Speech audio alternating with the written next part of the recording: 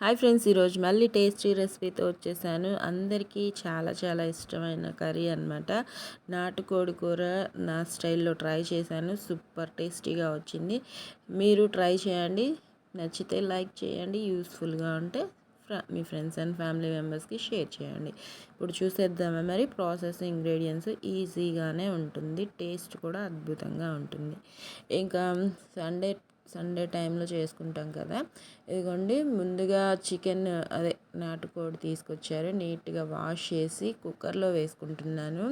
ఉప్పు, పసుపు, ఒక్క ఉల్లిపాయ, 2 పచ్చిమిర్చి వేసి ఉడికించుకున్నాను అనమాట.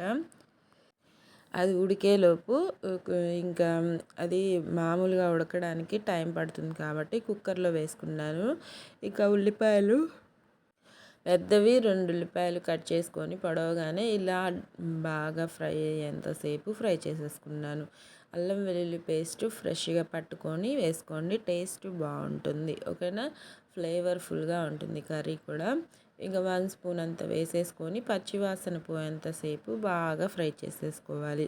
అది బాగా ఫ్రై అయిన తర్వాత ఇంకా టొమాటోస్ ఒక 2 అంటే 2 కట్ చేసుకున్నాను. ఇంకా అవి కూడా వేసుకొని పెద్దవే వేసుకున్నాను. ఈ అదే టమాటా మగ్గేంతసేపు బాగా ఫ్రై చేసుకోవాలి. ఇదిగోండి, ఈలోపు మన చికెన్ చూడండి చక్కగా కుక్ అయిపోయింది. కుక్ అయిందా లేదా చెక్ చేసుకున్నాను. నేనైతే ఒక 4 విజిల్స్ ఉంచాను. బాగా కుక్ అయింది. ఇవి ఎగ్స్ అనమాట, కోడికి ఉన్న ఎగ్స్. వాటిని కుక్కర్లో వేయలేదు, ఎందుకంటే అవి మనకి చిదిరిపోయే ఛాన్సులు ఉంటాయి కాబట్టి ఇంకా వేయలేదు. ఇంకా చికెన్ కూడా వేసేసుకొని చక్కగా హై ఫ్లేమ్లోనే పెట్టుకోవాలి ఈ ప్రాసెస్ జరిగేటప్పుడు అంతా. ఇంకా కారం మీ స్పైసీని బట్టి వేసుకోండి. ఈ కర్రీలో కారం కొద్దిగా ఎక్కువగా ఉంటేనే బాగుంటుంది. ఒక 3 స్పూన్స్ వేసుకున్నాను. మీ స్పైసీని బట్టి వేసుకోండి కారం అనేది. ఇంకా చెక్క, లవంగ, ధనియాలు, జీలకర్ర, గసగసాలు వేసిన పౌడర్ అనమాట ఇది. ఉప్పు తగినంత వేసేసుకొని చక్కగా మిక్స్ చేసుకోవాలి. మిక్స్ చేసుకొని వాటర్ తగినంత వేసుకుంటున్నాను. కుక్కర్లో వేసుకొని వాటరు ఒక 2 లోటాల దాకా వేసుకుంటున్నాను. మనకి ఈ కర్రీ కాస్త లూజ్గా ఉంటేనే టేస్ట్ చాలా చాలా బాగుంటుంది. ఓకేనా, అది సజ్జ రొట్టె కానీ సంగటి కానీ నార్మల్గా పలావ్ చేసుకున్నా బాగుంటుంది. మీకు ఎలా వీలుంటే అలా చేసుకొని తిని ట్రై చేయండి.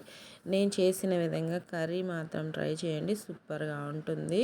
మీకు తెలుసుంటే ప్రాసెస్ లైక్ చేయండి, తెలియకపోతే ఇలా ట్రై చేయండి. ఇంకా ఒక 15 మినిట్స్ బాగా ఉడికిన తర్వాత ఈ ఎగ్స్ వేసుకోండి.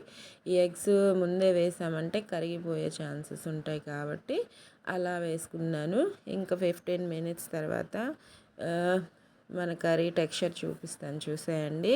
మీకు ఎంత గ్రేవీ కావాలో చూసుకొని ట్రై చేయండి. ఓకేనా, ఇంకా కొత్తిమీర చాప్ చేసేసుకొని వేసుకొని గార్నిష్ చేసుకొని తినేయడమే.